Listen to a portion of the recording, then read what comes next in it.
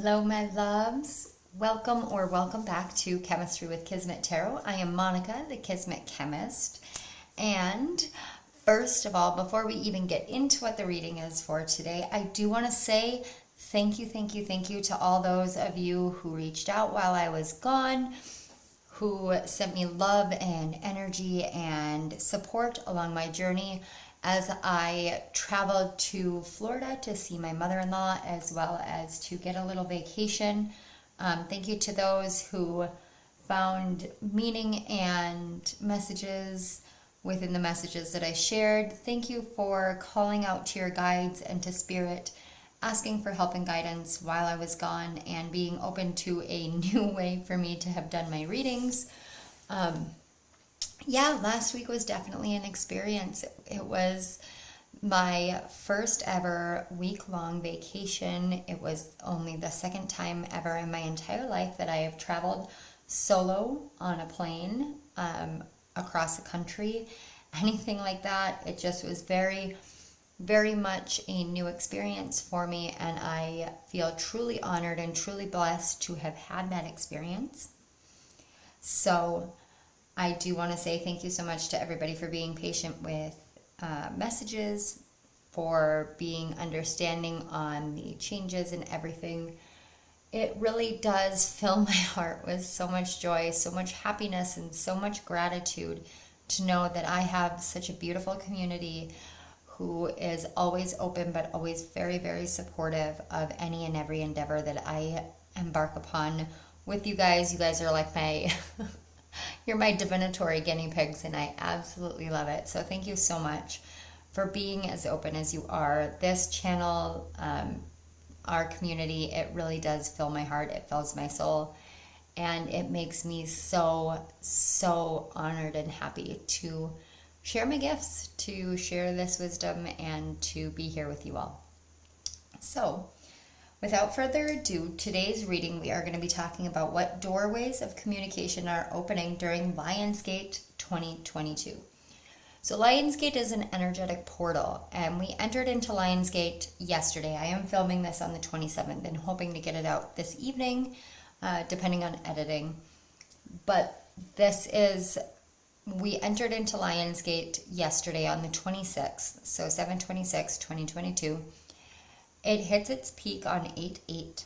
As per every Lionsgate, these dates are set in stone for the course in which the energy works. So if you guys want to, take notes or make a note of this mentally, this definitely is something to help you moving forward into other Lionsgates. So it hits its pinnacle at 8/8. And this year we have an 8/8 with a 6 year. So this is about bringing harmony and balance, unconditional love and unconditional support into your physical world, into your financial and physical abundance and prosperity in this world, your sense of safety and security, your inner strength, all of the above. It's kind of an all-encompassing thing, and so this is a very big, very important Lionsgate. This one next year's, and in 2026, 2025, 2020, nope. Sorry guys, 2024, I'm trying to do math, 2024, so 2022, 2023, and 2024. We are going to be experiencing some incredibly powerful energies during Lionsgate. This is because we have a 6, 7, 8 year. So we are in the 6th year. This is where we start bringing in more balance, bringing in more harmony, bringing in more wisdom. We have really advanced as souls, as a community, but on our spiritual journey, we have really advanced quite a ways. And as we do this, as we come into more soul growth, but more soul maturity as well, we are coming into greater awareness of the course forward, the path forward, and how we want to work through the world. Now, some of you may be like me, where we are at a place, and I have the firm feeling that a lot of people in my community are in this place, so please know that you're not alone, we're in this place in which we're not exactly flying forward into the future, but we're also not stuck in the past.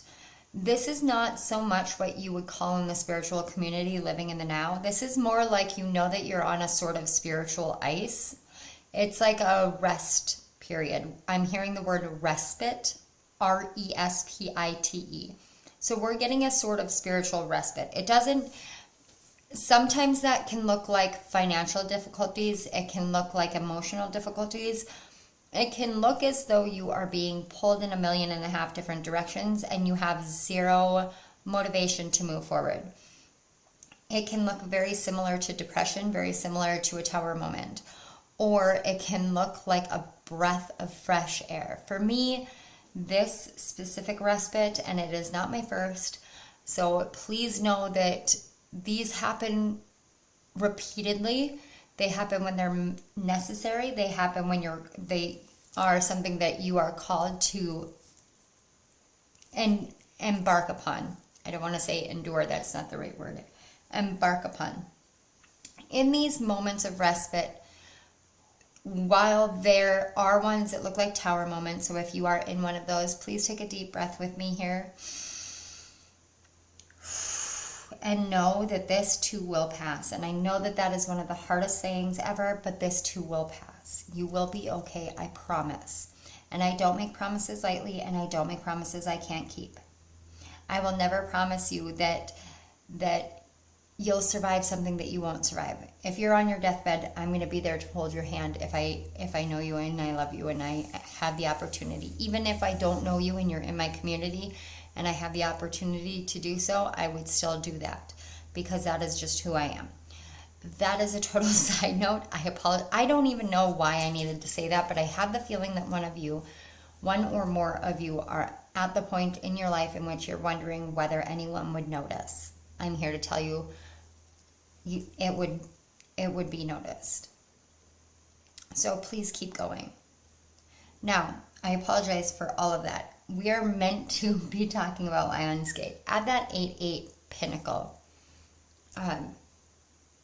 it is a good day to set the intention and to put out the energy from your heart space into the world of bringing in more balance into your financial life, into your physical world, into your life, your home, the harmony that you seek within your working life and your home life and your family life.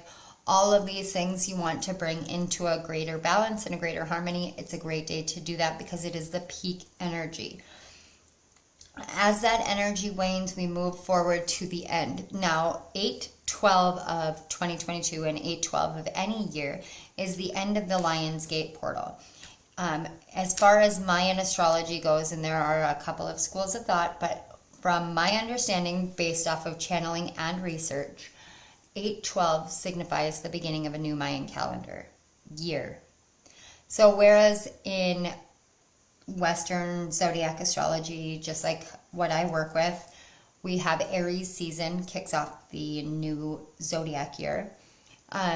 In February, we have the new lunar year and the Chinese New Year. All of these new years per different places signifies a new beginning portion for the collective. On 8/12, the collective has a new beginning portion. So we could look at the 7/26 to 8/12, very similar to the energy of a mini Pisces season. We are closing out an energetic year and we are about to embark upon a new one. Now, I can't quote what Mayan year we're moving into. I would need more research on that one. If you are interested in that, let me know down in the comments section below and I will definitely look into that. That is definitely something I would love to do for you guys. I do have some Mayan cards that I'm still studying so that we can go over that. But as we move through Lionsgate, we are learning how to communicate on a new level. We're learning our own personal self-expression. We are in Leo season, and Leo season is the roaring of the lion. It is that part of you that wants to come forward and wants to speak your truth. So we are going to be looking at what doorways of communication are opening during Lionsgate for the 2022 or the 6th year that we are in. As we do this, I want you guys to take a look at the 2 cards here. We're only going to be doing 2 piles. I expect them to be kind of intense, kind of extended and impactful, considering the fact that this intro was not supposed to be 11 minutes long, as I just saw 11:11 on the clock. But sometimes spirit moves and moves through with a lot of words. Now, I have been out of the channeling game as far as doing these kind of readings goes for about a week, but I have been channeling for the entire week. So this was deeply inspired by my Florida trip, where I learned new ways of channeling spiritual energy. You know, I've never been a palm reader, and all of a sudden I was reading palms and energy all at the same time, and it just was very interesting. Meeting strangers and telling them what I'm picking up from their energy, and it seemed like everybody just wanted to know. So I am deeply grateful for that, but it did make me aware of new communicative doors. So we do have pile 1 here, and this is actually a rose quartz. It's really hard to tell because it is a really, really faint rose color, if you can see here. So we have that, and this card here, it's the white light card. Or we have pile 2, and you know what, this is, I think, I could be wrong here, but this might be labradorite, but this has a very green hue to it when it hits light. So I can't tell you definitively which crystal this is. If you know, if you're familiar with this, and you can tell me and the collective, please do put it down in the comment section below, because I'm not entirely certain.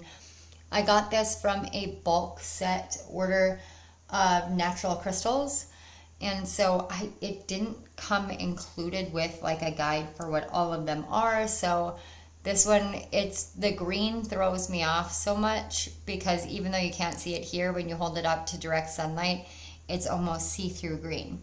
So that's very interesting. And then we have the card Juggler. So I will give you guys just a little bit of time. Look over the cards, look over the piles, get in touch, and I will see you guys at your piles. I love you guys. Thank you again, and I will see you soon.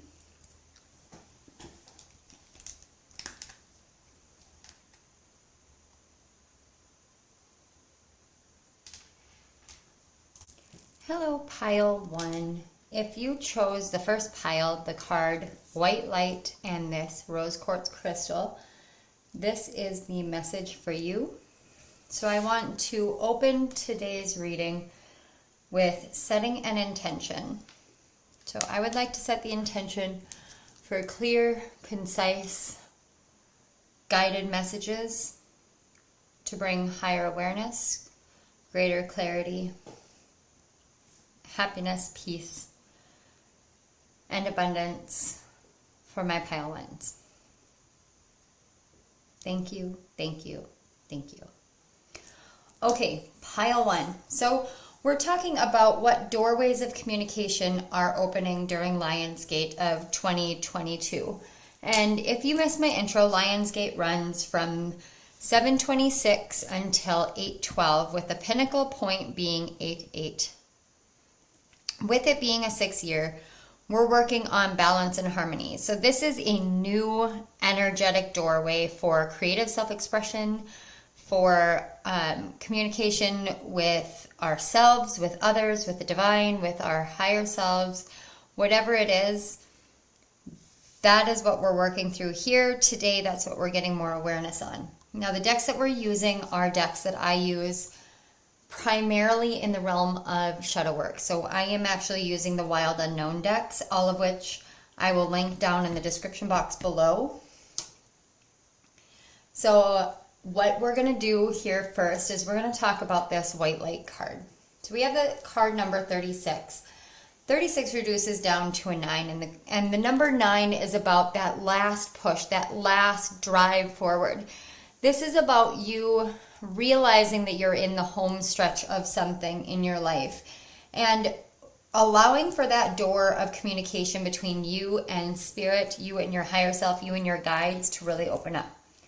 This is the card White Light. And I'm going to move this up for you guys because I think it's really important for you to understand the implication of this, the impact of this energy in your life. So I'm going to move it over here, and I'm going to move the rose quartz here.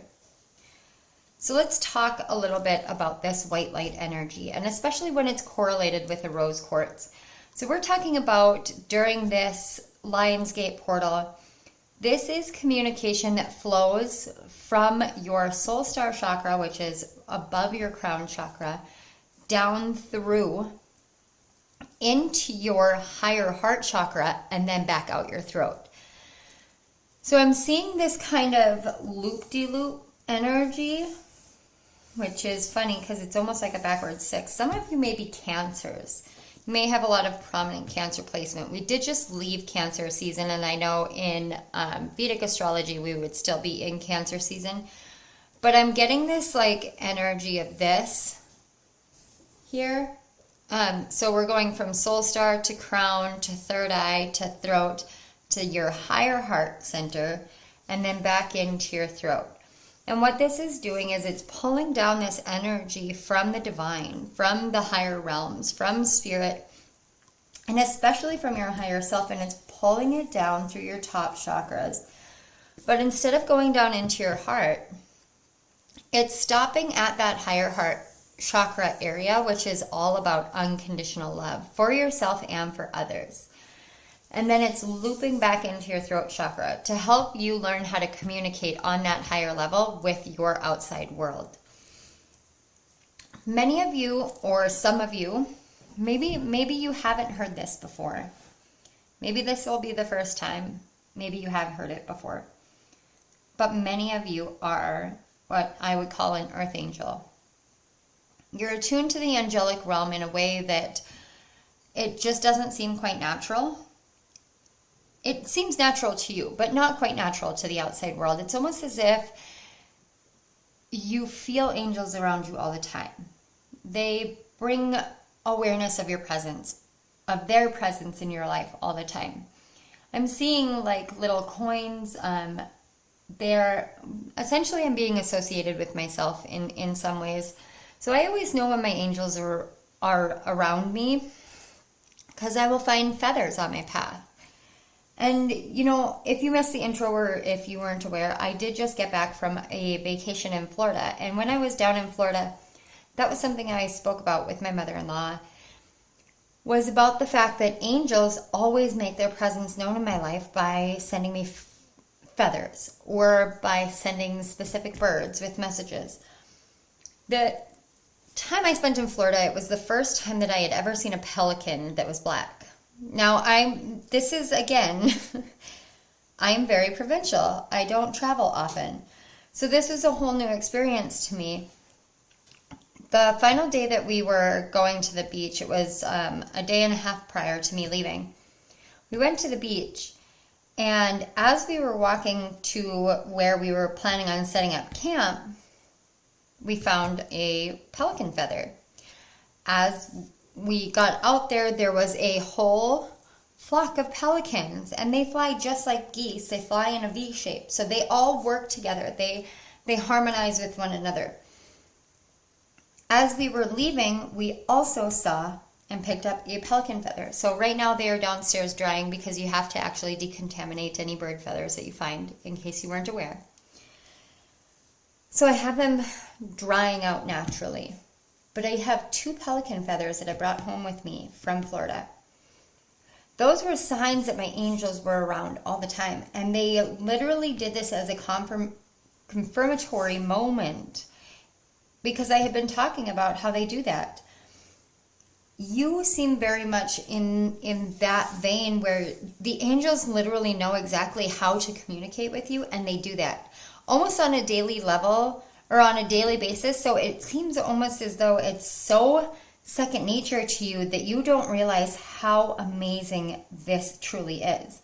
There are so many people out there in the world who take a lot of time to connect to angels. A lot of the time this is because they have this inner wounding that makes them feel like they have to really work at it and beg and plead. The angels are always around and always ready and always aware. They're always waiting for just that one moment. You are learning how to communicate using angelic energy moving forward. I just heard, don't overcomplicate it. Don't look too much into this, or don't overcomplicate this. This doesn't mean that you are being asked to do anything differently. This is just giving you an awareness that right now during Lionsgate, there is this energetic portal opening for you of just pure white light. And this is because you have gone so far in your soul's journey that you understand the nature of your own soul. I'm getting like Hermit card and Judgment card energy that I'm picking up here with these. It's like you've taken the time that you need to really hear the calling of your soul, to go within and to learn all of that beautiful, beautiful light that you carry within. So as you move further into Lionsgate, when we move into the 8-8 of the Lionsgate, you can literally ask your angels and your guides to help you set an intention for the purity and the unconditional love of your voice to be resonating throughout the world. For that love to be felt and heard in every different way that you use your voice, whether it's humming, singing, whistling, even when you find yourself in the throes of that human ego and you're angry and you're yelling at someone, or you have your voice raised, or you sound harsher than you mean to. Even in those moments, you can set the intention for unconditional love to be underneath everything that you do and say in this world, and let that become a part of your energetic makeup.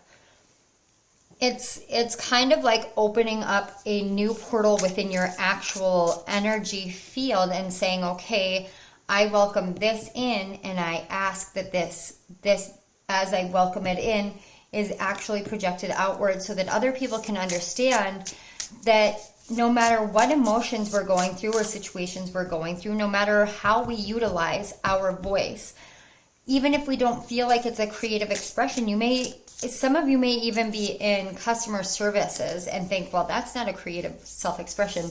It still is. It really, truly is still. And so I want you to think about it that way. Everything that you do, everything that you say is opening that energetic portal, that energetic gateway. And it is time for you to learn to see things in a different way and to use your voice in a different way. On the back of the deck, we have the Emperor, which is, firm and stable grounding and foundation. That is the ultimate divine masculine energy. So we're going to take a look at where we're at. This is you right now, this early stage. This is going to be you at the pinnacle of it, and then you as it begins to wane and you start moving forward. So let's take a look and see where we're at. So we have the Father of Wands and the Four of Pentacles. This is where you are now. So I'm going to actually move these up here. And then we'll shift these down. There we go. So let's talk about these right now. So you are understanding, you're coming into this awareness. Before I even continue on that vein, I'm being drawn to the symbolism of the cobra. And in particular with the animal spirit deck with the wild unknown, and how the cobra is actually like a spiritual teacher. And there is a saying that when the student is ready, the teacher will appear, or when the teacher is ready, the student will appear.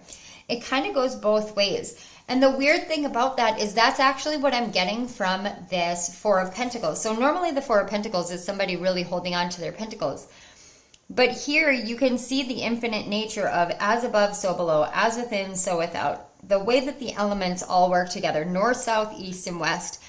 It's kind of like these two cards are giving me a lot of magician vibe, in the sense of you're learning how to utilize every different aspect of who you are and what you have around you, as well as what you contain within to become the spiritual teacher you're meant to. And in that sense, you're learning how to open a doorway of communication that actually elevates you on a spiritual level, but also in the physical world, especially with this Four of Pentacles, which is very, very physical world energy.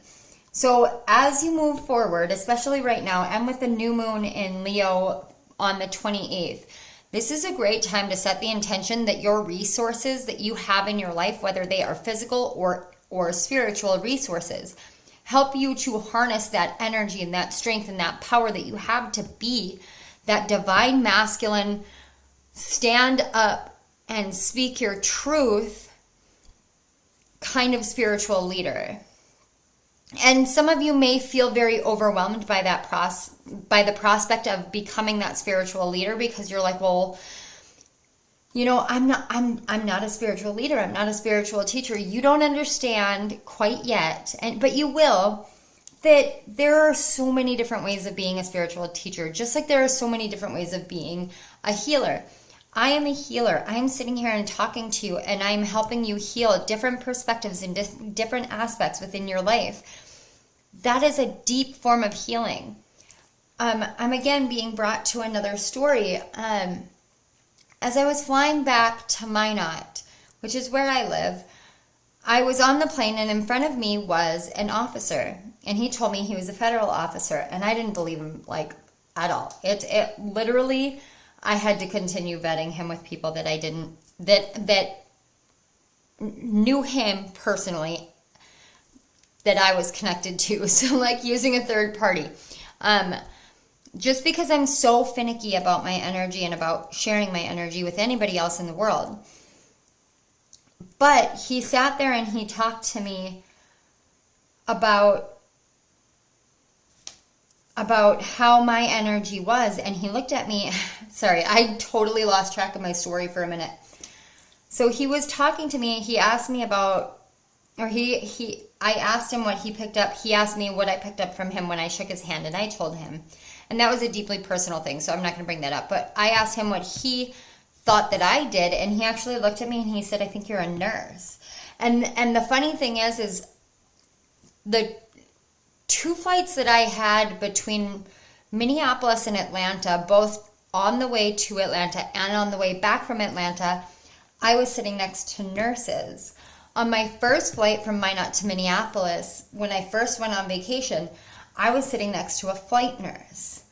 I used to be a CNA, and I wanted to become a nurse, but I'm a holistic healer, which is to me, it's very similar to being a nurse. I know a lot about the medical profession, but the last time I went down to Florida, I went down there knowing that I was going to have to use my medical knowledge. And having to do that meant that I had to kind of be in that energy. But what he was picking up was the fact that I'm a healer. I have that healing energy. And I love that that's what he picked up, because I have this perspective of a healer and a caregiver being one way. And he was helping to open my eyes in a very divine way through using white light energy and white light channeling, even though he didn't realize he was using it, in order to help me to see that I was 100% fully in the healer energy. Even as a Reiki Grandmaster, sometimes it's hard to see that there is that healing energy out in the world. But I was able to 100% fully utilize all of my healing energy and help others throughout this entire trip. So you may not realize that what you do in the world is you being a spiritual teacher. You may not see it that way, but I'm telling you, the energy of the cards is telling me something completely differently, not to mention the fact that the guides are saying something different. So let's see where you are going to be at the peak of the Lionsgate portal. Aha. I love this. Okay, we have the Five of Swords. Don't panic, okay? I know. Trust me when I say I know this Five of Swords looks terrible. It is my absolute favorite Five of Swords cards out of any and every tarot deck. because this is an earthworm cut in half, done by, and it's cut in half by its own volition. This earthworm chose to do this. It chose to sever a piece of itself from itself. And this is, even though this card talks about, it talks about self-defeat or self-sabotaging behaviors. That's what I'm looking for. Thank you, Spirit. It talks about self-sabotage behaviors. Whenever I work with this specific Five of Swords card, I never get that feeling. This is more along the lines of recognizing when it's time to cut a part of you away, when it's time to cull from you that which no longer needs to be there. So when I talk about culling, oftentimes when you're an author, you go through what you call the cull, C-U-L-L. So you're cutting from the book all the excess. So for me, there is a cull that I use that is that. It's T-H-A-T. It's the that cull. And the reason why that cull is there, oh, sorry guys, I'm going to adjust my camera just a little bit because I'm moving the table and so the camera is moving. There we go. Okay. The reason why we do a cull is because you end up putting extra pieces in there that don't need to be in there. And they're there because it's somewhat natural to do that. So for me, I use that a lot in my normal everyday communication. In writing, it isn't necessary to be there. In this situation, you're learning the pieces of you that aren't necessary to be there anymore. And you're willingly cutting those pieces away now because the time has now come for those pieces to be gone.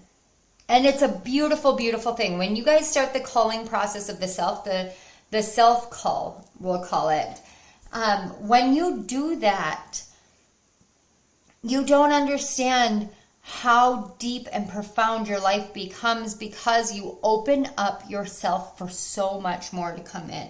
So come 8/8, you may feel as though you are just taking a torch to your life, but that's not the case. What you're doing is you're essentially burning from you anything and everything that does not fit, that will not be able to be taken forward. And it's going to feel so hard. You may find yourself separating something that you never thought you would separate. You may end up going into a separation mode.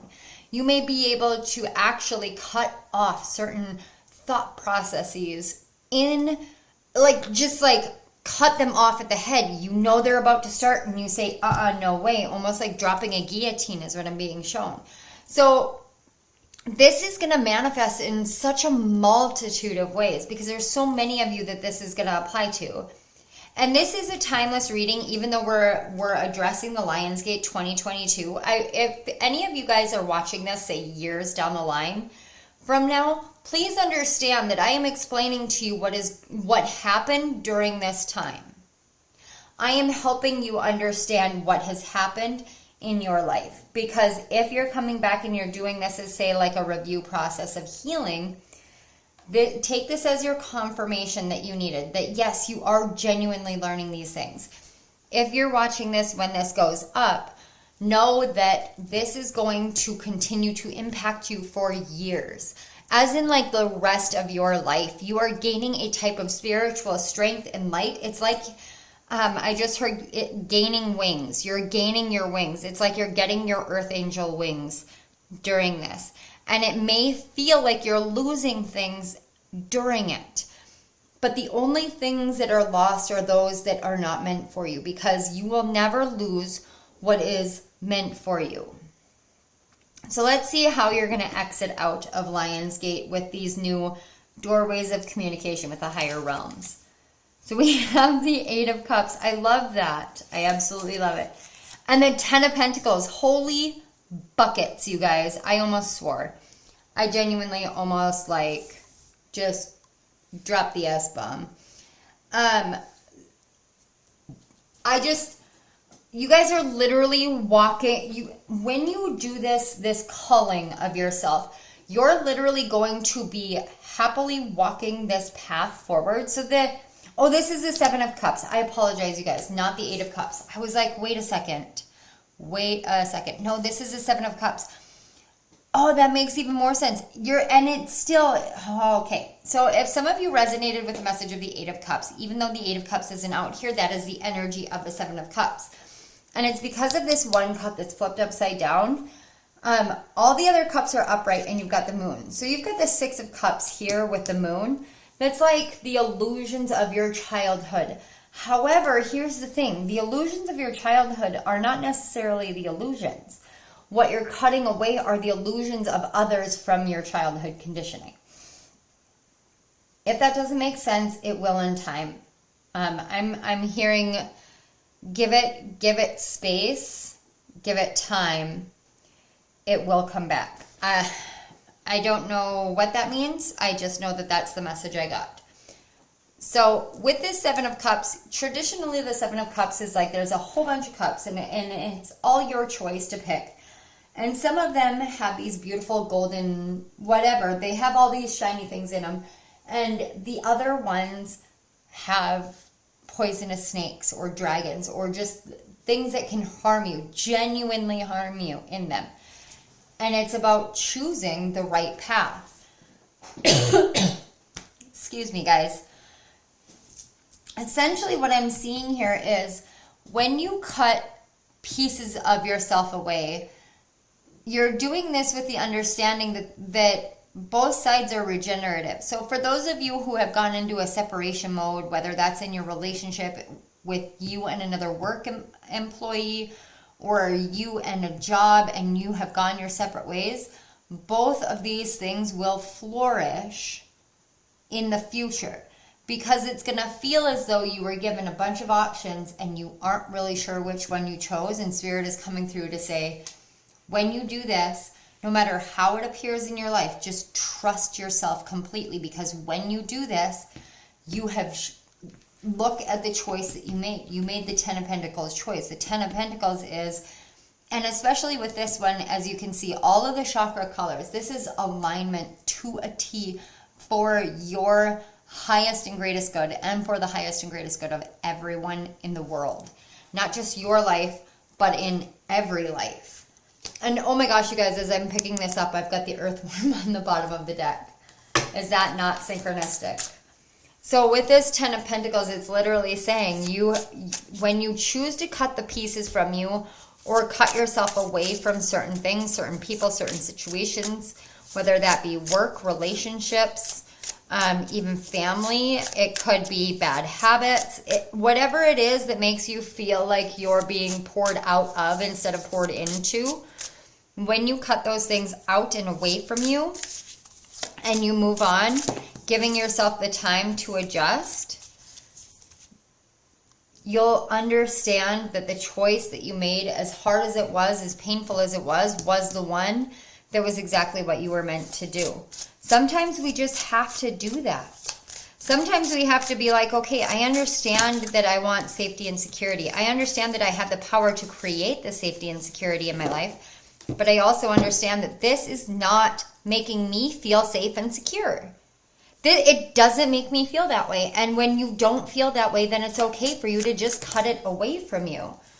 I'm literally seeing someone like out on like a wooden dock or a wooden deck that's like flat. It's almost like a flat patio.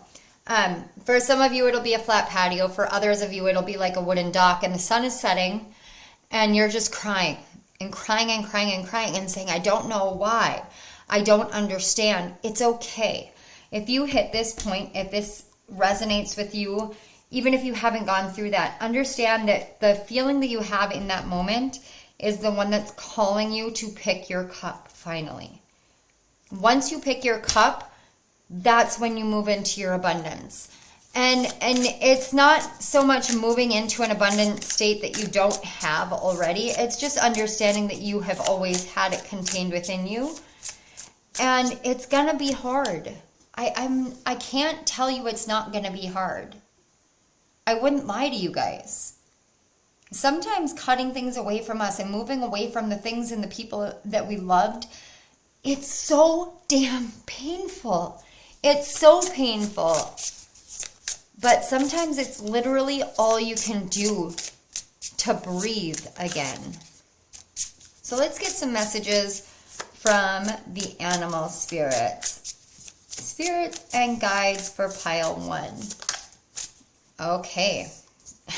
I am not surprised at all. We have the deer, and then we have the swan. And you know what? This mirror energy has been coming in really strongly. Some of you may have some Virgo placements. Virgos are like the mirrors of the zodiac. They are going to be the ones that hold up the mirror to you. This also may be about... You got elk on the back of the deck. You've got the deer and the elk, and that is 100%, I'm telling you guys, that's counterpart energy.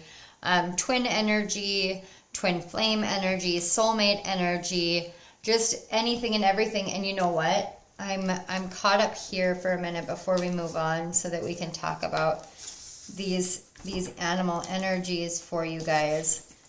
Look at this. What you're not... There may be an Aries in your life. Aries or Taurus very strongly in your life, because we've got both of these cards and they are almost like identical in energies. And this is all about your safety and your security, your emotions, your personal power. There is some like deep, deep masculine healing going on right here, right now. And it's being done through healing the feminine side.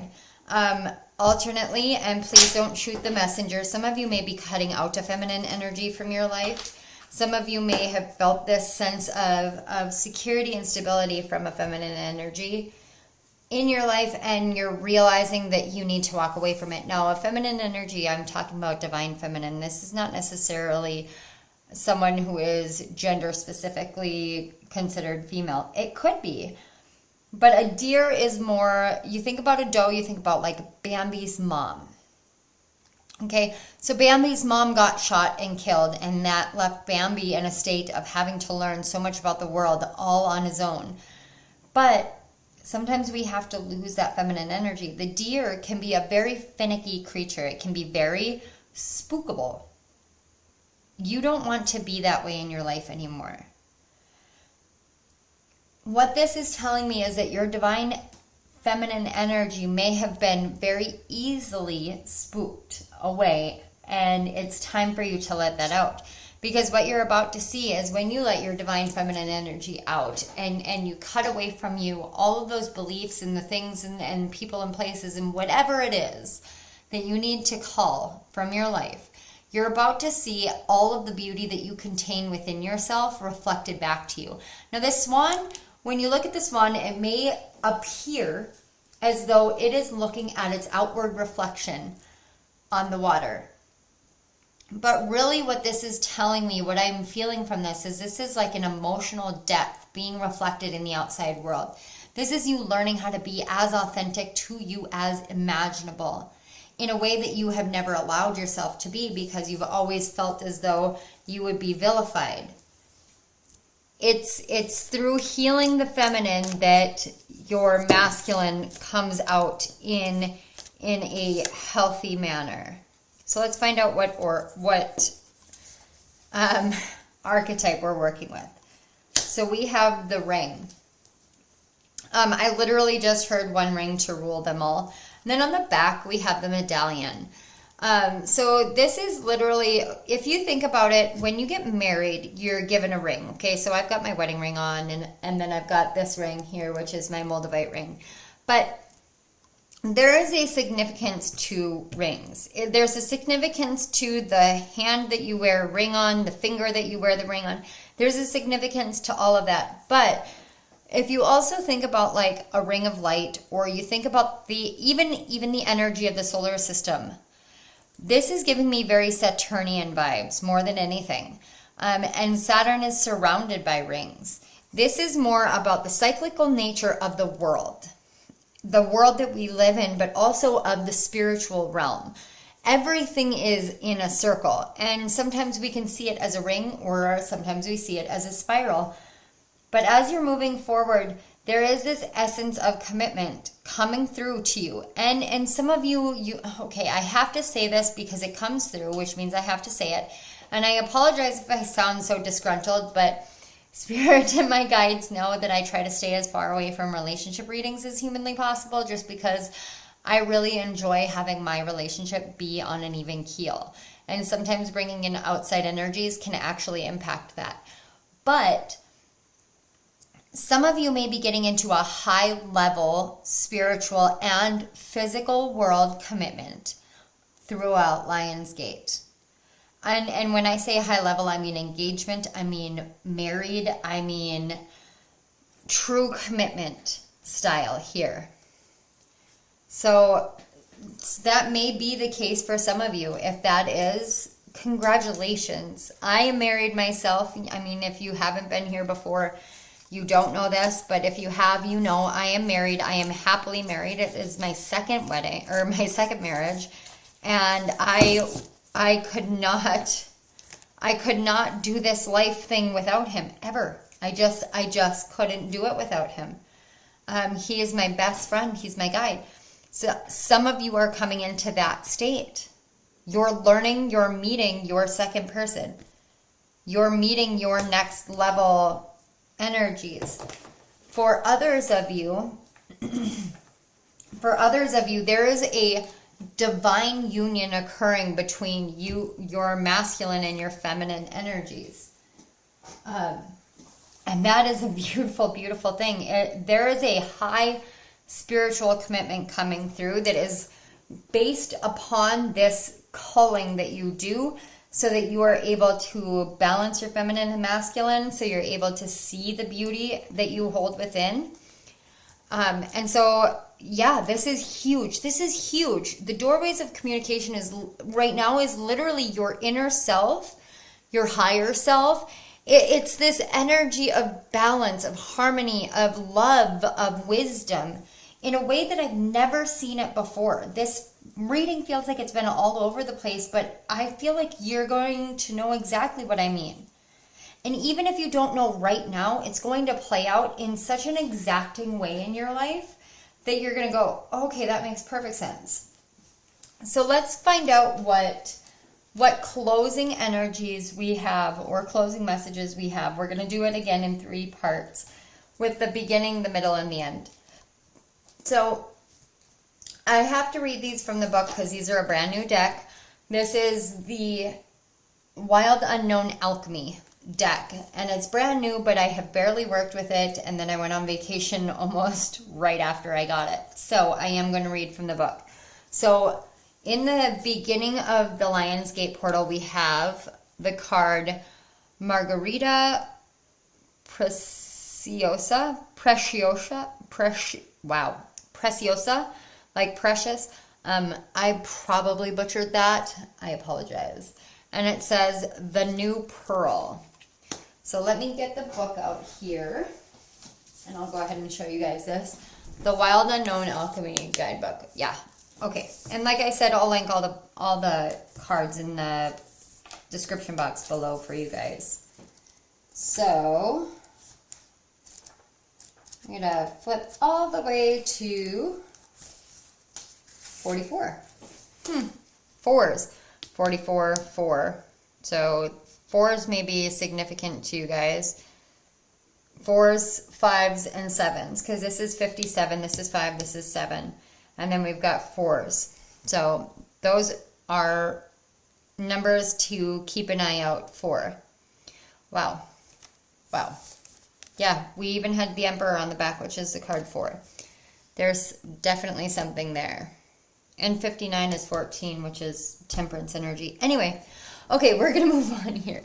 So it says grit, irritation, and waiting. The new pearl is one of the great promises of alchemy. From a single grain of sand, the pearl forms slowly but surely in the salty mouth of the oyster. The new pearl emerges as an alchemical miracle, a sight unimaginable at the outset. That said, the process is generated from irritation itself. Such is the medicine of the new pearl card. The work is underway, but the gem is not yet formed. Don't become petty and hasty, seeking a return on your efforts. Rather, turn to patience, consistency, and humility to remedy the discomfort. Let the magic of time and salt water do its work. Relax, believe, and support a fellow alchemist in finding the grit that will become their pearl. Don't worry about you right now. The entire ocean is your ally. If you want to go deeper, it says read The Pearl by John Steinbeck. And to ponder is the pearl turning back to sand. So this is really talking about that potency and power of working with the elements and working with the infinite nature of as within, so without, as above, so below, but knowing that there is this finicky nature to your divine feminine. And that irritation of being afraid is what's really calling you forward to learn that as you embrace your fears, you really do wear down at the hardened edges of what you don't want to see. So the Four of Pentacles, especially in this energy, is like that grit portion of it. It's that grit to it. And that's where you're going to come into this cutting and culling phase, because you're going to realize this thing is irritating me because I need to take a look at it. I need to see why it's there, and it's time to polish the things in my life that are meant to be polished. So let's see the midpoint of it. We have the card Nebula and Fog. I'm going to put that up here. So let's find out what that says. I'm really excited. I'm not even going to lie to you guys. I am a natural alchemist when it comes to emotional alchemy. So when I heard about this deck, I was so excited that I hit the pre-order button like the day that they announced it. I have been so excited to see this. And a nebula fog, to me, even though it's like nebula and fog, to me I think about a nebula fog. And I actually have a tattoo on my leg very similar to a nebula fog, because it's supposed to be an oxygen burst out in the cosmos. And even the ring, if you look here, the way that the energy is, or the colors are here, that's very much like what it looks like, this foggy nebula out in space. So this all seems very, very aligned in a very beautiful way. So nebula fog is disorientation, a funk, or a lull. Like I said, the spiritual ice. Was that this pile or the intro? I can't remember, but it was like this kind of this mellow time in which you feel like you don't really have a direction, but you just keep going forward, and it's okay to keep going forward. Or it feels like a tower moment when it's not a true full tower moment. So it says, when fog is present, nothing is clear, not even the problem. It's hard to orient oneself to know where you're headed. A distinctly damp mood blankets the laboratory. My gosh, I literally remember saying that it's like depression without it being depression. This is exactly right. Wow, I'm floored, guys. Okay. Fog can be surprisingly pleasant as a counter to drama, and therefore it can lull us to sleep for long periods of time. With its cooling nature, fog is a natural balm for pain and trauma. Yet this state cannot sustain us, for we long to see the horizon and our surroundings. There are two solutions. The first is heat. Think sweating, desire, confrontation, passion, creativity. If that's too edgy, the second inevitable solution is time. As they say, the morning fog burns off by noon. The sun will be seen again. How much time you spend in the fog is yet to be determined. If you would like to go deeper, it says, listen to A Foggy Day performed by Ella Fitzgerald and Louis Armstrong. To ponder is cooling the mind. Okay, so in this card that we have, the Eight of Cups. So before you hit, or the Seven of Cups, before you hit the Seven of Cups and the Ten of Pentacles with the Swan, you're in this state of needing to cull from you, needing to choose which way you want to go. That burning it off with time, or choosing to burn it off immediately. Whatever choice you make, whatever decision that you make is what's going to create that cut for the earthworm energy. So this is literally talking about how to move into that state. And when we look at the Seven of Cups, you literally have one filled with the sun, which is going to burn it off, or with the moon. The moon is going to take more time because then you have to wait for the sun to rise. Alternately, you can choose the cup that the sun is contained in to begin with. Either way, it's still going to be burned from you, and you're still going to find this beautiful reflection out in the outside world of your inside world in this abundance. So let's find out where we're going to be finishing off. We have the card 30 with speculum and glass. If you're a female, you know why I giggled at speculum. Sorry, guys, if that's TMI. But you know what, women, we all go through it, so I'm here for it because it makes me giggle. But even this, it's got a ring around it. Again, we're looking at a ring. There's such an energy of commitment and transformation, but higher level commitments. So it says speculum or glass, transparency, focus, and seeing. Glass transmits a sacred exchange between the alchemist and their work. Through the glass vessel, the alchemist sees their work and the work sees the alchemist, just like the swan. Oh my gosh. What was once clouded in confusion becomes focused. What was once veiled becomes obvious. It's like the moon and the sun. Oh my gosh. I am floored. I love this. Love, love, love this, guys.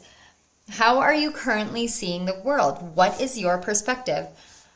The glass card can be thought of as the gift of true perception. With it, you naturally focus on what is most central in your life. That's exactly what I said. You pick that middle cup that is filled with the sun. Oh my gosh. All else falls into the periphery. The next right action becomes clear. Glass is fragile by nature and requires regular cleaning. So find daily practices that align your vision to what is true. It's easy to slip into an old mode of seeing, particularly someone else's, as my husband would say, particularly someone else's. So hold steady to your new alchemical lenses. Their power is mighty. Go deeper. View Robert Smithson's sculpture, Map of Broken Glass, Atlantis. To ponder, the sand becoming glass. Well, I mean, first of all, before I close this up, I love how synchronistic this whole reading has been, because to me, that is literally saying that your whole life is aligning beautifully finally. Whatever has been cloudy is coming to light. Whatever has been fogged is being burnt away, called away, to give you clarity, to give you guidance, to give you perspective, to give you harmony, to give you balance, and to give you unconditional love within and without. Everything is going to be reflective. Again, I'm picking up that Virgo energy. So my pile ones, this has been a long and very, very detailed reading, but I want to tell you definitively what I am picking up from all of this is you're going through it. You are going through it, but these new doorways, it's like a rite of passage, an initiation phase into this beautiful light and energy, this roundabout energy, just like the ring. It's bringing you back to your center, back to your grounding, back to your purpose, back to your productivity, your prosperity, your abundance, your divine blessing and divine gift and divine path. Even if you don't feel like you're on that, you're coming back to it. It takes time. For the most part, you guys are it's going to take time more than being able to burn it away by heat. But know that there are resources out there to help you, and you will come into that balance and that union that you're seeking. Love is there for you. And I am telling you this because I can feel the sense of like new love blossoming inside of me. And if you are going through a new love, this is your love. Whatever love that you're putting out there, this is your love. This is how it's meant to be. I don't know who needed to hear that, but it's kind of like all that hope that you have within you, it's there for a reason. All right, pile one. This has been super long, super detailed. Thank you so much for sitting here and going through this session with me, going through this reading with me. If you are interested in any further readings, or if you would like to know how this is going to impact you on a personal level, you can always go down to the description box, go to the link for booking personal readings, and you can actually select to expand upon any of my pick a cards with a personal reading. You'll get the entirety of the pick a card portion of it, and then you'll get the personal reading afterwards. It is in either 15 minutes or 30-minute phases. So go ahead and go check those out. You'll also find links to my books. I am still working on the Chiron retrograde because I took some time off to really work through my own energies, to give myself a break, because I really needed it after, publishing 7 books in a year, or 6 books in a year. So definitely check out those books. Check out the Planetary Retrograde or Renegade guidebooks.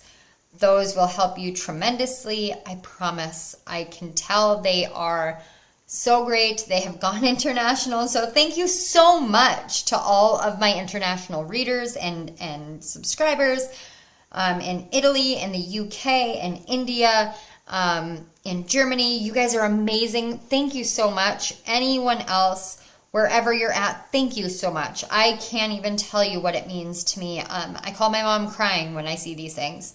No, no lie. I really do. All right. Don't forget, if this video resonated, please let me know down in the comment section below. Let me know how you guys are doing. You know I worry about you guys. You know I do. I say this every time. So let me know down in the comment section below how you're doing, how life is going, how your lines of communication with the higher realms have opened up. And don't forget to like this video, share it with your friends and family, let them know how you're doing in life, help them out. Perhaps they have messages in here. Maybe you heard something that you're like, oh, that would help this person. Please share it out, because that is why Spirit moves through me, because it is meant to reach an audience, a broad audience. Remember that these are collective readings, so take only what resonates, leave the rest behind. I don't want you taking anything that does not belong to you, because that just creates energetic interference that you have to cull away. Don't add more to cull, okay? All right. Don't forget to subscribe to my channel so you don't miss any of my upcoming videos, and hit that little notification bell so you know when I do upload next. Pile number 1, thank you for this long session. I am honored to sit here. I really missed you guys, and I love you all. I will see you next time. Bye. Hello, pile 2. If you chose the second... Oh, excuse me. Boy, the energies are moving firmly. I'm hiccuping and burping all at the same time. Anyway, if you chose the second card, the second pile, you chose, first of all, this, I think it's Labradorite. I would venture a guess at that. However, there is a green hint to it. So it is quite unique. So I'm going to set this up to the side. And you chose the card 19 with Juggler. Now, if any of you are parents, take a deep breath for me.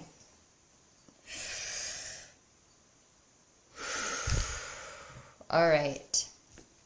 So your energy made me feel a little bit nauseous in the very beginning. It was just very, very all over the place. So I want to open this with an intention first, before we even talk about what the reading is going to contain, and then get the opening channeled message.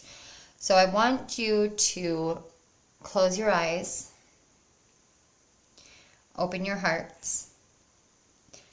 I would like to set the intention for open communication, for clarity, for guidance, for peace and settling for my pile 2s.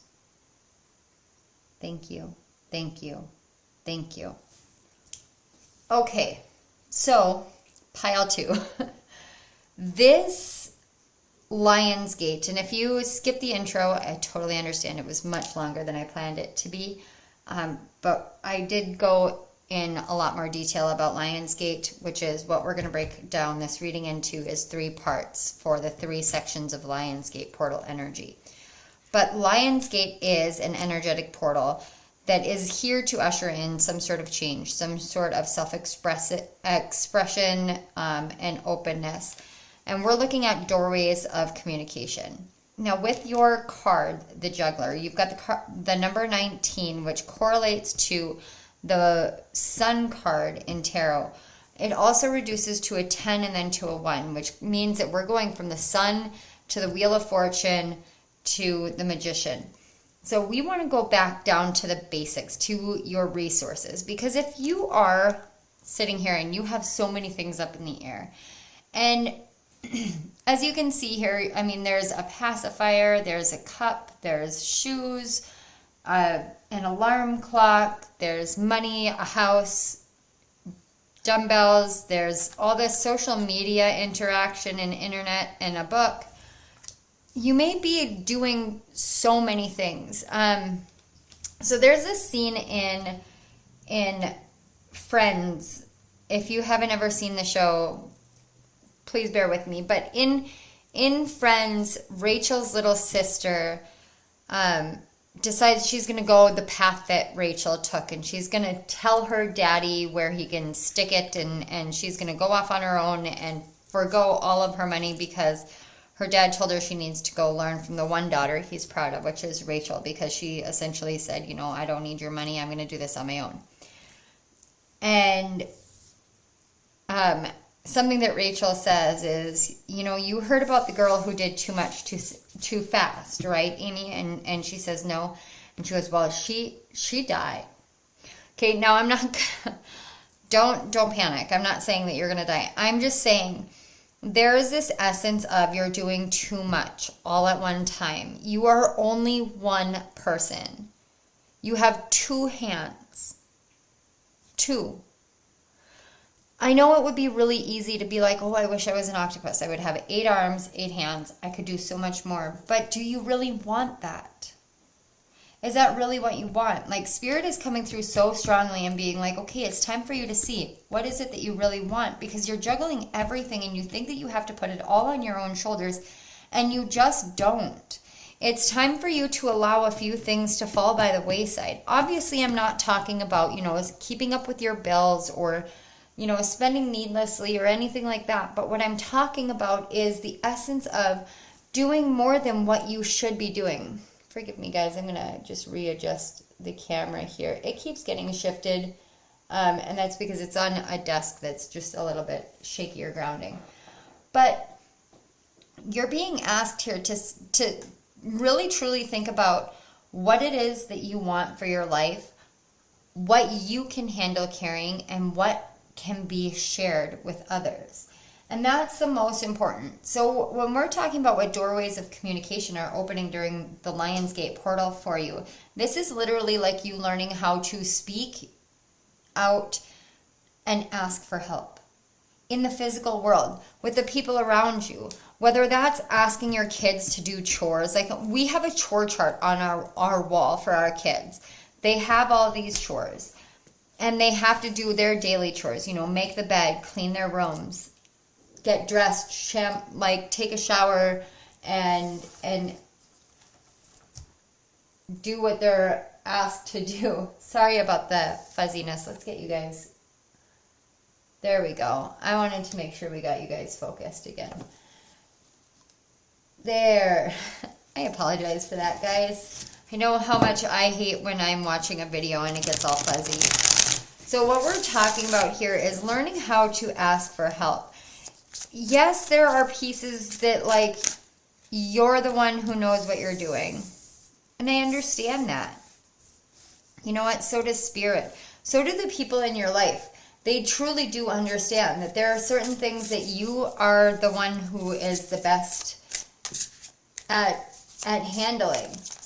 But there's also this essence of it's okay to ask for help. It doesn't make you weak. It doesn't make you fragile. It doesn't mean that you're incapable. It means that you recognize that you're doing more than what you should be doing and you're juggling too much, and sometimes that means that something needs to fall by the wayside. Some of you may have been called to pile 1, and there may be some messages in there for you. Not a lot of you, But I am getting the essence that some of you may have felt called to pile one. Okay, we're going to do 3 cards over here. I'm going to go ahead and move this. So we want to make sure I can get all 3 cards up here. All right. So on the back of the deck, we have the Ace of Cups. This is literally Spirit saying during Lionsgate Portal, when this opens up for you, it's time for you to take a step back, to see all the balls that you have up in the air. Like, you're not a circus clown, and I mean that in the nicest way. Please don't take offense, and if you do, let me know in the comment section below. Like, let me have it. It's fine. I can handle it. But you're not a circus performer. Like, you're not here to do things for other people just because you can.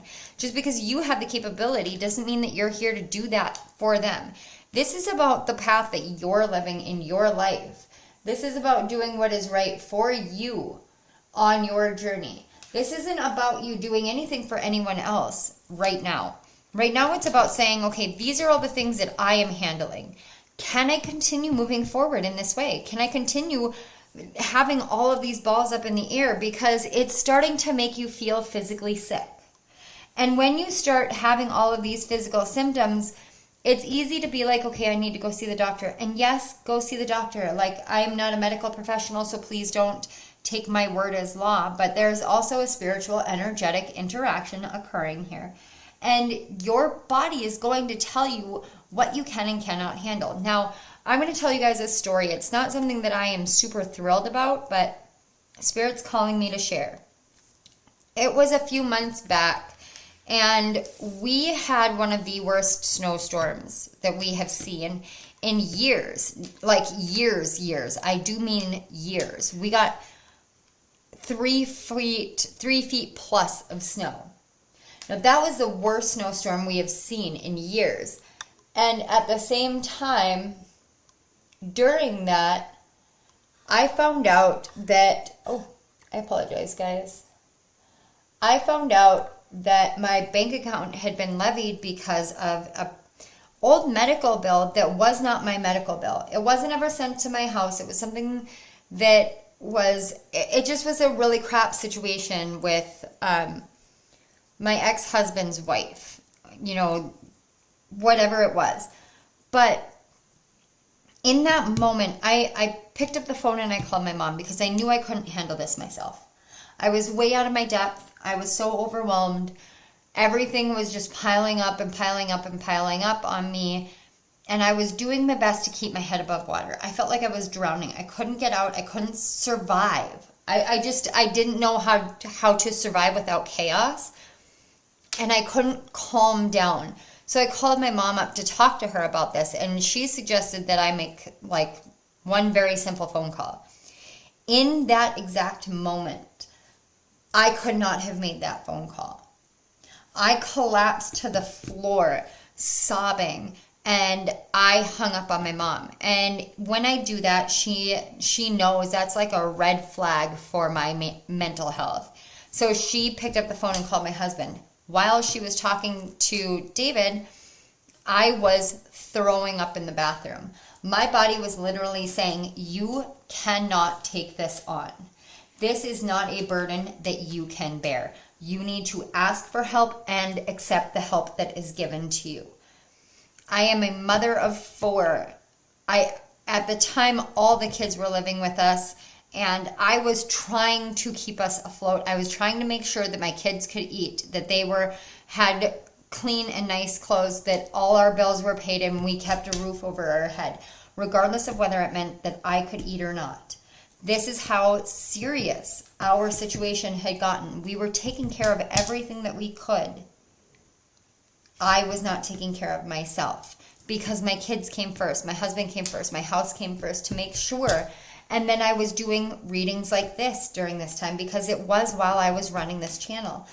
This is how serious my life had gotten. Now, I'm telling you this because you need to understand. When you have so much up in the air and you're trying to do it all yourself and your body starts reacting, You start getting sick. You feel nauseous. You can't go somewhere. You can't do certain things because all of a sudden you're getting sick all the time. Your body is telling you you have taken on more than what you can handle. And this Lion's Gate is helping you learn how to do that level of communication, how to communicate with your body, but also how to communicate with others. This open door is something that you may not have experienced before, because I feel like this is a very like, well, I have to do all of this because, and I have to do this because. And yes, every answer, every argument, every reasoning that you give me is 100% valid. And I understand that because no one has done it in the past. No one has helped you in the past because this is what you're used to, because you know your way around, because you are the best in a crisis. Whatever reason you want to give me, I'm not negating it.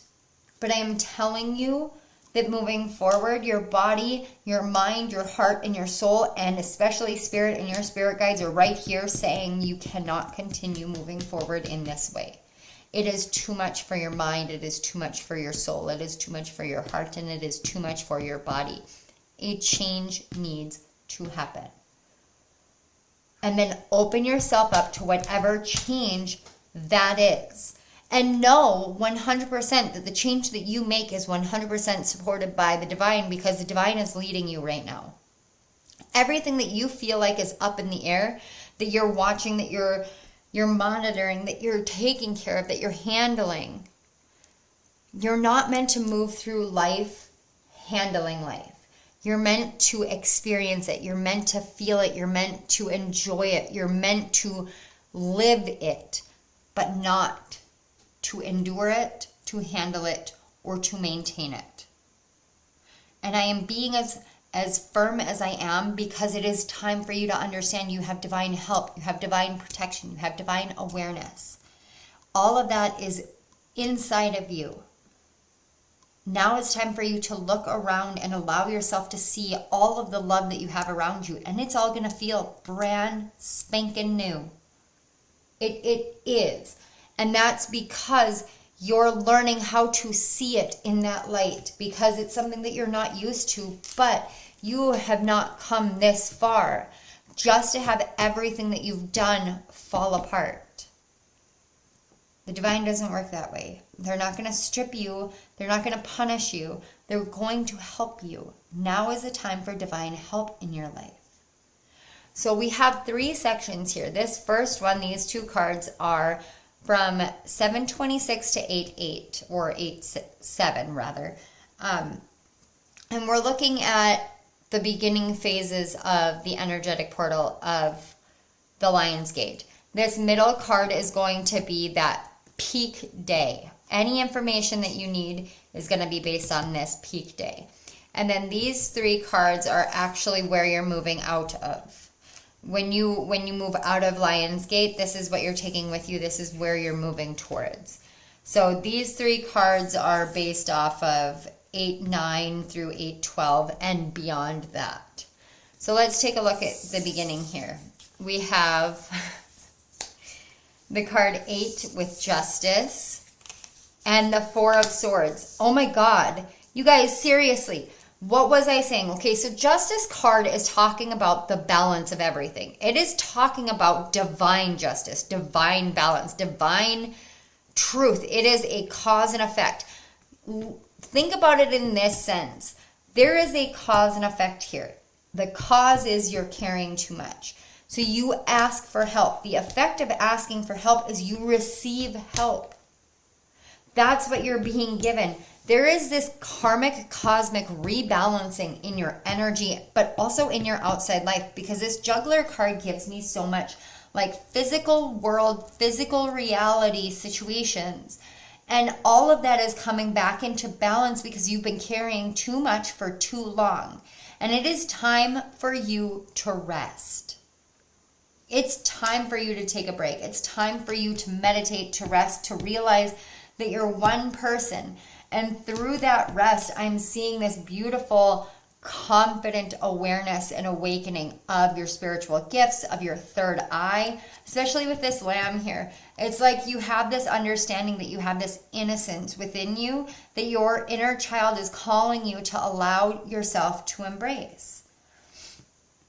I don't know why, but I feel like I need to show you guys this. It's this beautiful little feather that just kind of popped into my path. I could say it's like a goose feather, or it could be a seagull. There's a multitude of different birds this could be. If you know what this is, please let me know. But it was just this tiny little baby feather, and it's just like this soft, gentle innocence, but it's got those baby feathers down on bottom.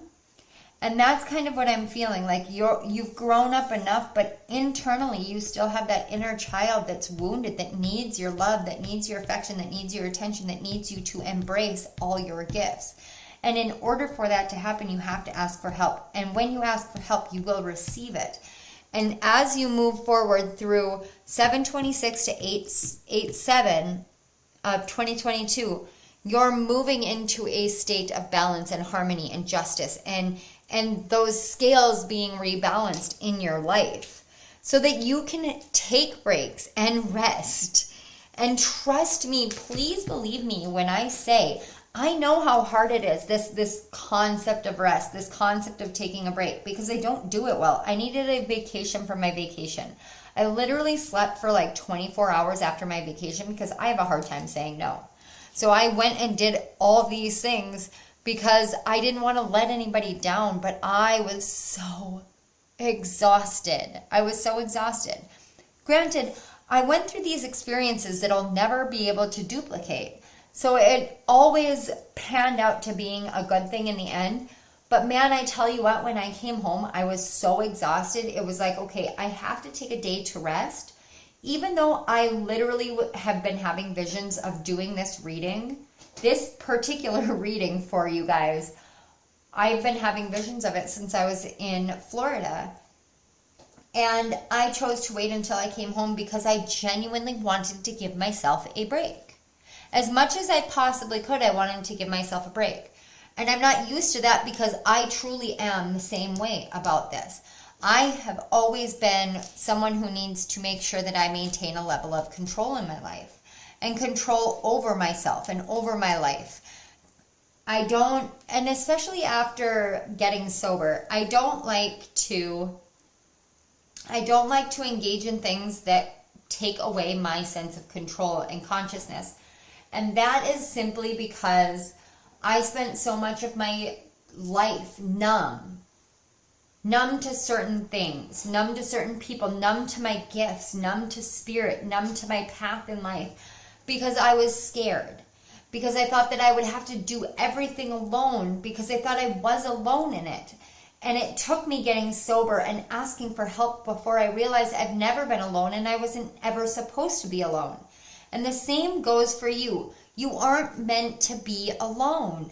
You're not meant to do everything by yourself. You're going to break if you continue doing that. And I hate to say it that way, but sometimes you just need that jolt of reality. You need that piece that says, okay, I see you, I understand what your struggle is, but you cannot continue moving forward in this light. It is not good for you. It is not healthy for you. It is going to hurt you. And you do not need to continue hurting yourself. Please allow rebalancing to happen, because that balancing that comes in when you allow yourself to meditate, to rest, to recover, to rejuvenate, when you allow those things to happen, that doorway of communication that opens, it's not just excuse me, it's not just with the outside world. It's not just with spirit. It's with your younger self. It's with your inner child. It's with all the broken pieces, but it's also with your gifts. It's with your psychic gifts as well. And it's okay. It's time for that to open up. It's time to allow that to open up. You've done so much. Now is the time to let yourself open more to getting the help that you genuinely need, and allowing that rebalance and harmony to come back into your life, because it's meant to. You deserve to rest. And throughout this beginning portal, this balancing that's coming in, this cause and effect situation that's coming in is helping you to take a break. And you deserve it. I am telling you here and now, and you know this is true. You deserve it. All right, let's see what energy you're working with at the pinnacle. At the pinnacle, we have the Daughter of Swords. Look at how you move from such beautiful color, but in the middle, in the center, there it's so devoid of color. And then it's like the color is being washed into darkness. And now as you are in darkness, you see these pops of color coming through. It's like all of these have become concentrated and are coming closer and closer and closer to your center. The further that you move into it, the more clear your thoughts are going to be. And this Daughter of Swords is very much like inner child clarity. Inner self clarity is coming through. There is such inspiration that I am feeling come 8-8 in this portal. And this is it. I am putting this out there as a timeless reading, even though we're focusing on the Lion's Gate of 2022. If you're coming here and say it's 2025, even, or any time after Lion's Gate of 2022, even if this is, you know, you're coming across this August 14th, for instance. By the way, hi, welcome from the future. Hi, how's it going? Good. Glad to hear it. I want you to look back during this time, because what these messages are here for is to show you what is going on right now, to help you understand what is going on. So it doesn't matter when you come across it. It matters what it has done for you and for you to have that level of awareness. Now, the reason why I say that is because for some of you, you're still working on this pinnacle phase. No matter where you're at in the journey, or heed this as an advice and a warning if you're watching this before 8-8. Take this as an advice. I don't like to say warning, but as a piece of advice that you could get stuck in this Daughter of Swords phase where you're like, I'm so inspired to do this, and this. But you don't take and build that inspiration into anything strong. You allow those pops in the background of inspiration. But the owl can see all directions, and it can see in the dark. It's a nocturnal creature, which means it can see through the darkness, and it brings light into the darkness through its very own sight. I know that sounds weird, and honestly, I don't even know if owls can see in light and colors, but it's what I'm being shown. We're talking spiritual energy here, okay? I don't know who needed to hear that, but like it's almost like one of you who just wants to argue. You can do that, or you can heed the advice, because otherwise you get stuck in this, I have this great idea and this is what I want to do and this is what I want to do, but you never take that action. This is helping you to rest, to get your mind into the right kind of state, the right kind of inspirational moment, because the Daughter of Swords is one of the most inspirational cards there is in the deck. And it wants you to understand that in order to have a new beginning, in order to move forward, you have to have your cup poured into, but you also have to have all of these inspirational ideas and a sense of what action to take. Now, Leo is very fixed energy that we're working through during this time, which means that when these come in, you could be very fixed in how it's going to happen and how it's going to play out. Remember that you are bringing more balance into your life by asking for help and understanding that even the way that you think that it's supposed to play out is not always the way that it is going to play out. Let your inspirations come to you. Let those bursts of colorful notions and ideas and thoughts and projects and whatever it is come forward and come through, and trust yourself to know that it will be created exactly as it's meant to. So let's see how you're going to move out of Lion's Gate. I'm not surprised. We've got the card 18 with the Moon, 14 with Temperance. Some of you genuinely were called to pile 1, or you're here from pile 1. If that's the case, hello. I heard Temperance in pile 1, but I didn't see the card, and so I was like, no, I gotta move on. And then beautiful, we have the 9 of Cups. All right, so moving forward, you're going to understand the power and the energy of the nighttime, of the nocturnal life. Something that I was talking to my husband about is I was considering being nocturnal as a person. I've always been more adept and adapted to the night, to the moon cycles, to the energy of the stars. And so it just almost seemed natural to me for me to take the quote unquote night shift, even though I'm an entrepreneur, but to work on the night shift because it's more natural for me to do that. That's something that it takes time to learn how to do because you have to learn how to, forgive me, I'm yawning here. Here I am talking about the night shift and yawning. You have to learn how to sleep during the day and be awake at night. Now, granted, I seem to sleep better when the sun is at its peak. Maybe I was meant to be in Spain or something with a siesta. But some of you may be more adept at the moon. I know the moon talks about illusions and fantasies, but this to me is more about the nocturnal life. This is more about those inspirations that are going to be, the pops of inspirations are going to come at night. And if you look here, then you have the colors start blending into the middle of it. Like we talked about, they're on the outside and there's no color here, but now they're coming into the center. Now everything that is colorless is surrounding them. So you've got the white and the black surrounding it. It's like you have to walk into the darkness in order to find the light, in order to find the color, in order to find the healing, in order to find the truth and the grace and the prosperity and the abundance and the gifts that you carry within and your dream come true. You've been patient long enough. You need to walk into the darkness in order to embrace the light. And in that way, you are actually becoming the alchemist. You're learning how to alchemize different things, especially your emotions. Because we've got here, it's a crane, which actually makes me think of the ibis. And it's that's very attuned to Egyptian mythology. So some of you may be called to Egyptian mythology. Some of you may have Egyptian past lives. I'm hearing pharaohs. Some of you may have been a pharaoh in a past life or been part of the royal lineage in Egypt. Some of you may have been healers and magicians in Egypt.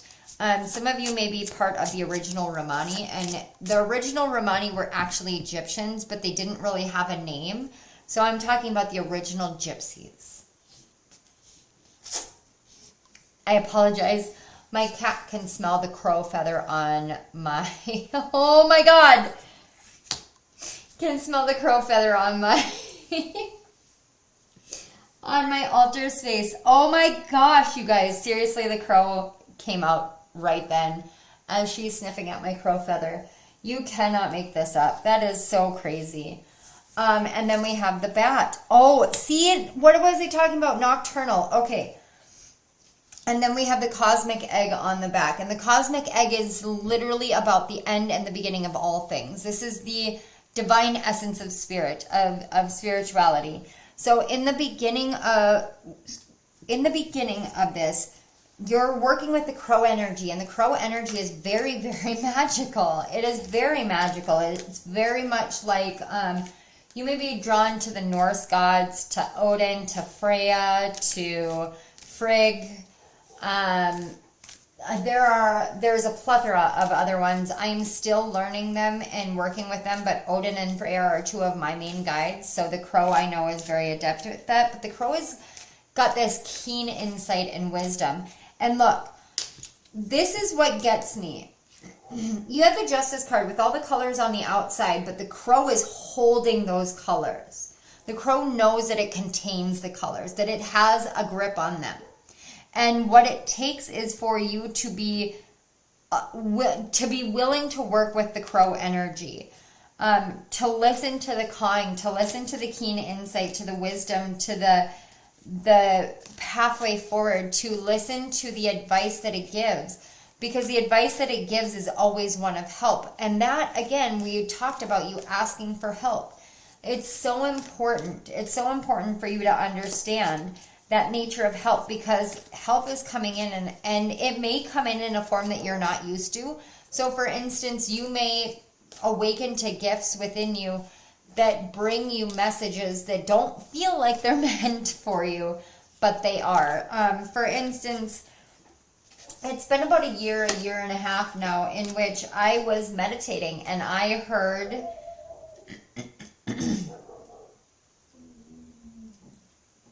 I apologize if you guys can hear my dogs outside barking. I was meditating and I literally heard Odin's voice in my head. I apologize, guys. Winifred is being nosy because my dogs are barking outside. And she does this when I'm meditating. So you know what, guys, give me just a minute. I'm going to let the dogs in because my cats are getting worked up too. Okay, my loves, I apologize for that. And ironically, it's 33 on the clock, which may be synchronistic for some of you. But the crow energy, what we were saying, the crow energy, sometimes the messages come in the ways that you're not expecting it. So for me, I talk to you guys about this feather. Was that your pile?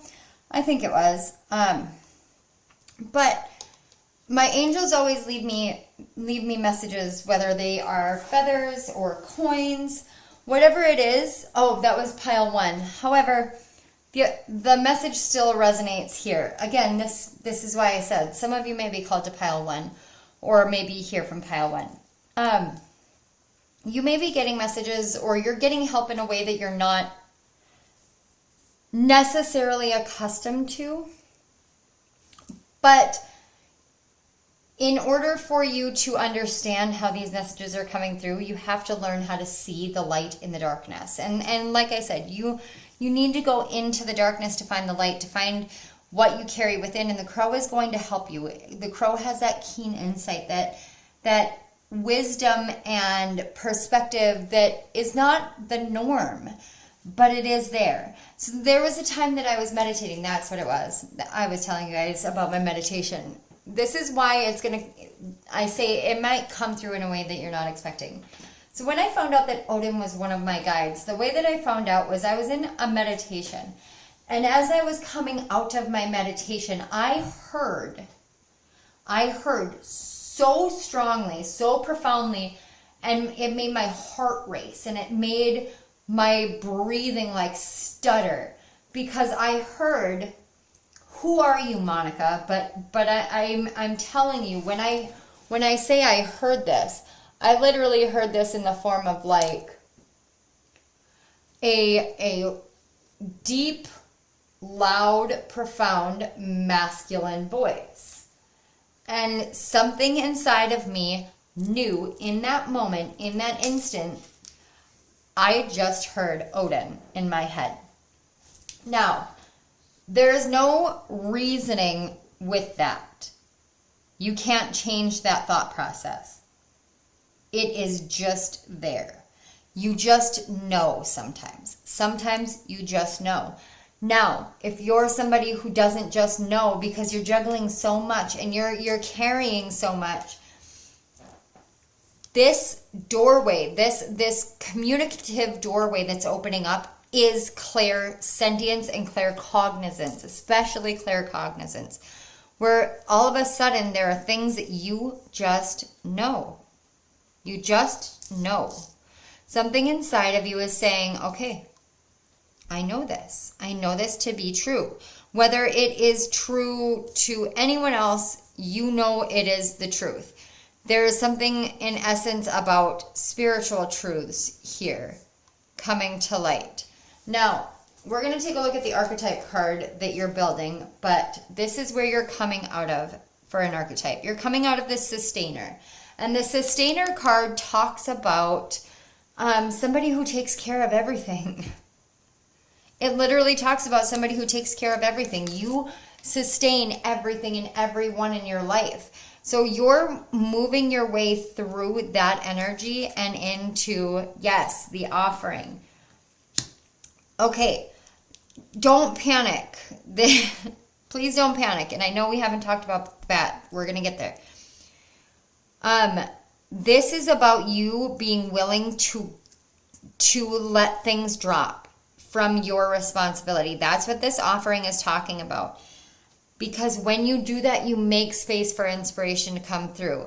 And you're able to move through the darkness and into the light and transmute all of these emotions to find your truest, like, dream come true. Because the bat energy is suddenly like imbued in your energy. So essentially what's happening here is you're gaining the insight and the wisdom to know that within the darkness is the light. That within, if you dig deep enough down, you're going to get past the layer of the earth that creates coal, and you keep going down and you're going to find diamonds. You're going to find the gem within yourself. You're going to find the truth of who you are outside of taking care of everyone else. You're going to find that by offering up pieces of what you think that you need to carry and saying, I cannot do this alone anymore. Please help me, guide me, lead me, teach me. That is how I got myself to this point with you all. Is I went through a phase in which I needed to learn to surrender, to learn to listen to my guidance, to learn to trust my guidance, and then learn to trust myself. A lot of this is your mental energy is being cleared out to be infused with emotional clarity and awareness and truth and beauty. And you have to offer up certain pieces, certain beliefs, certain situations, certain ways of being and doing and moving through the world and through your life. You need to offer those up. Offer them. And it's not even sacrificial offerings is not what I'm picking up. What I'm picking up is like being willing to get help, being willing to ask for help, being willing to have others help you because you're meant to have that help, and that wisdom is meant to come into your life. So let's take a look. As far as the offering goes, once you give that up, what you learn is how to navigate in the dark. Like I said, you learn to move through the dark and into the light. You can't do that if you don't know how to navigate through the dark. Now the bat is a nocturnal creature, just like we were talking about. It is a nocturnal creature. It knows how to use sound to move back and forth. It knows how to use what cannot be seen but only heard and felt to shift from one place to another. This is what you're learning. You're learning how to trust in what you hear and feel, what you know without explanation, without anything solid or grounded. It's very Piscean energy. It's very, very much like I trust my inner guidance system. There's a lot of Piscean energy. There's a lot of Sagittarian energy going on here. It's like I know where I'm going and I know what where I'm meant to go. So we're going to get 3 final steps for you before we close up. We're just gonna, this is the only deck I'm not using the back of, just because I don't know the deck very well and I don't want to pull that out. But we're going to get 3 final messages for the 3 stages. And this is the Wild Unknown Alchemy guidebook. It's the Wild Unknown Alchemy book and deck. And I will link all the decks in the description box below for you guys. So the first one we have is the card 30 with speculum and glass. And I giggle both because of the word speculum, and I, am childish in that way. But also because I keep saying that some of you were drawn to pile 1, and this is just further confirmation. There's just a lot and you know what? It could just be that it's collective energies, but from pile 1 to here, there are significant differences. There are like truly significant differences, but if you were called to pile 1, that would be the step after this step. So this may be something that, like, say you're coming to during Lionsgate of 2024 or something. when you do that, pile 1 is where you're at. And pile 2 is where you're coming from. And don't take that to be like, oh, I'm so far behind. No, you're not. You're exactly where you're meant to be, doing exactly what you're meant to be doing. If you don't get yourself through this step, you won't be able to get to any steps anywhere further. And I'm also called to point out the fact that we have the card number 30 here. And when I came back from having to let my dogs in, it was 33 on the clock. So we do have 3s that are repeating. And 3s are Ascended Master energy, Holy Trinity energy, the Celtic Trinity energy, Maiden Mother Crone energy. It's a very spiritual energy. You are coming into a deeply spiritual time in your life, and you are moving through this Lionsgate portal, opening new doorways of communication in ways that are more physical than spiritual, because you are moving into a very, very spiritual phase. So, Speculum in glass says transparency, focus, and seeing. Glass transmits a sacred exchange between the alchemist and their work. Through the glass vessel, the alchemist sees their work, and the work sees the alchemist. What was once clouded in confusion becomes focused.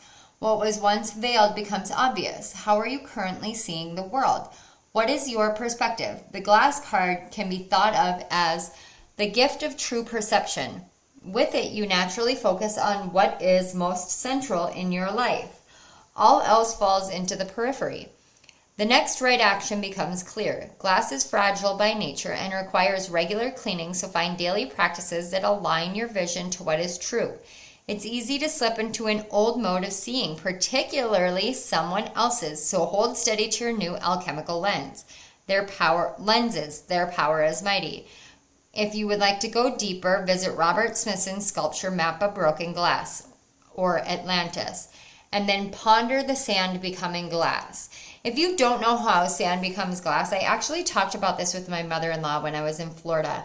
Sand becomes glass by lightning striking it. Have you ever seen Sweet Home Alabama? I have the feeling that someone is going to be like, oh my God, I just watched that. There is a reason for that, because it is time for you to ponder how glass is made. It is made from this powerful combination of something that you wouldn't think would ever make glass, sand, and a high heat jolt of electricity like lightning. It is a very powerful thing, which means that any time that you work with glass, there is divine power within the glass. So for instance, this right here is something created from divine power.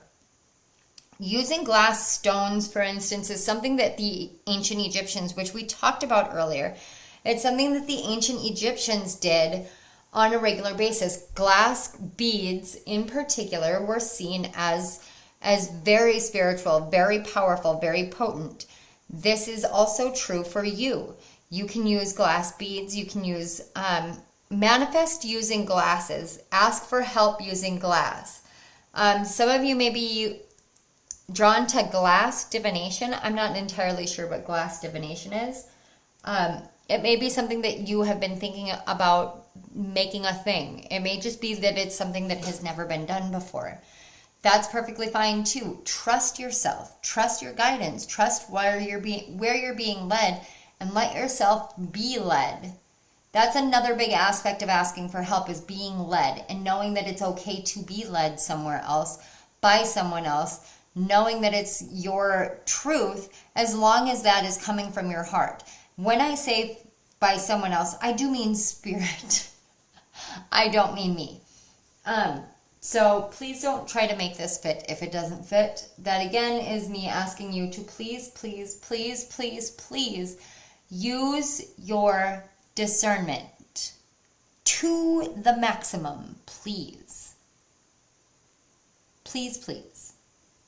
Okay, so let's get the middle, the pinnacle. I am not surprised at all. I was going to mention it and then I didn't. There is solar plexus healing here, but the yellowing is something that I saw this card about 7 times when I was shuffling, and that is very, very, very specific to your deck or to your pile. I didn't see it anywhere else.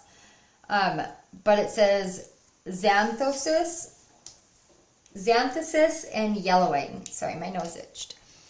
Aging, transitioning, and warning. Indicating transition, the yellowing leads us into the next phase of our alchemical work. Envision the yellowing as pages of a beloved novel or the ochre blanket of leaves in fall. This color seeps out to signify the beginning of the end, a return to zero. Even a deep bruise finds a yellow tint as it reaches its final stages of healing. In contrast, yellow can be the marker of a long-awaited growth, as seen in the first rays of the sun and the cheer of forsythia? I don't know. In February.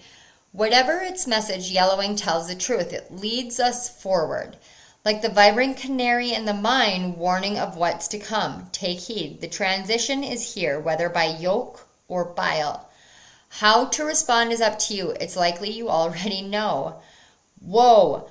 Go deeper. Look at Terry O'Neill's photograph of David Bowie in 1974 and to ponder transition as a teacher. Okay, the reason why I said whoa is because when I think of bile, I think of nausea. And what did I say when I opened your pile?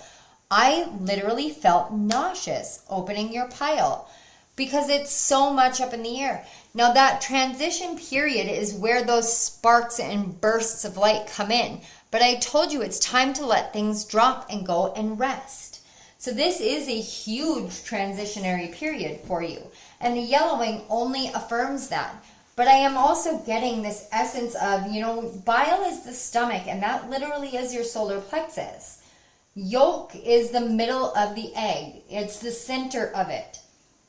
It's also the egg part of the egg, so to speak. It's the part that gets fertilized to make a baby chick.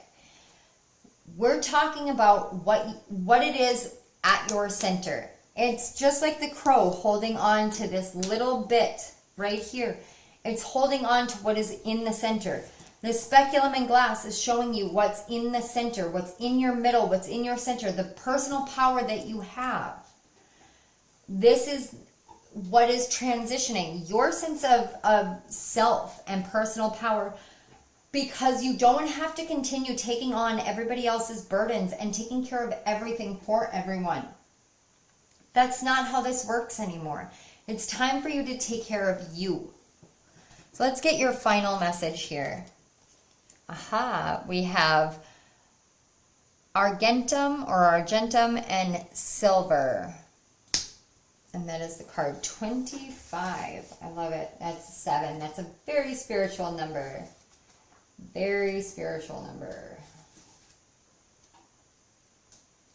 All right. This... Oh my gosh, okay, this is a new deck, and I swear to God, you guys, I don't know this deck at all. So I can't help but giggle when the very first word is lunar.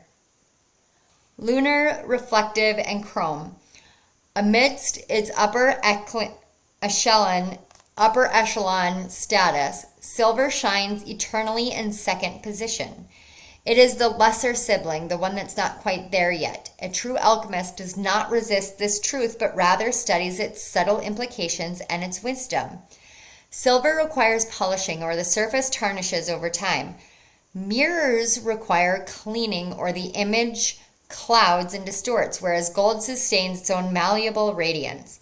Silver asks for our participation. We must work at it. Don't give up now.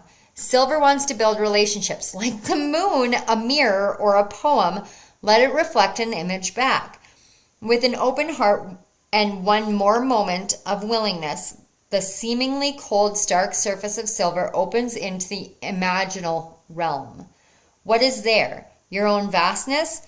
The mysteries that beckon you on moonlit nights? Through our own daily devotion to silver, we find the truest gold. Go deeper. Find a piece of silver and polish it by hand. To ponder, polishing is practice. The saying, practice makes perfect? That is really truly based off of, and I could be wrong about like the actual history of this. Let me know if I'm right though, because that would be really cool. But if you think about it, it's based off of polishing silver. Practice makes perfect. Polishing makes perfect. Polishing as practice. So you're polishing and polishing and polishing to make a piece of silver seem perfect.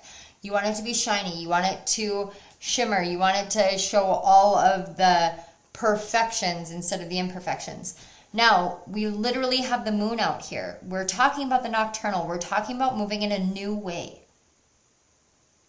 It takes time, it takes energy, it takes practice. And especially if some of you have been feeling as though it's time for you to live a nocturnal life, like myself,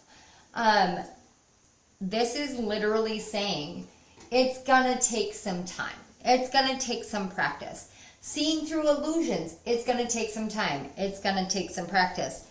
Asking for help and allowing others to help you instead of trying to do it all by yourself is going to take time and practice. No one is perfect. We are perfect as we are, but we're not meant to be that way. We are not Stepford wives and husbands. This is not the Truman Show. It's time to understand that things fade, pieces fade, and we can give those pieces up when we don't need them anymore. We can ask for help with them. And to age in the sense of yellowing, it's like it's time to age gracefully into a new state. You are so close. Between yellowing and silver, you're so close to becoming the golden alchemist. And I don't even know what that means, but I just know that you need to know it.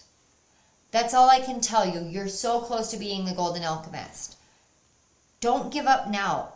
Keep moving forward. Keep changing the things you need to change, but keep asking for help, because help will always come, even when you can't see it. You are not meant to carry everything on your own. That's not how this works. You're not meant to carry everything on your own, so please trust that fact. Trust that there is help for you, divine and otherwise. All right, pile 2. Thank you so much for sticking around here with me. Down in the description box below, you'll find links to my books on Amazon. You'll also find links to each and every one of the decks that I used today. They are amazing decks, and I love, love, love them. And I know that they would help you on your journey as well, so don't hesitate in picking them up. I am always a strong supporter. They are affiliate links, so I do get a small percentage if you do any purchasing. There are links to my author page on Amazon for you to,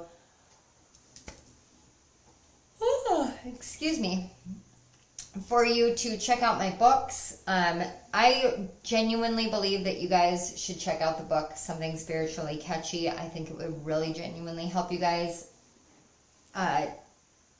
There's also links to book a personal reading. If this reading resonated and you really want some more information, like you're like, oh my God, what else is there? You feel like there's more.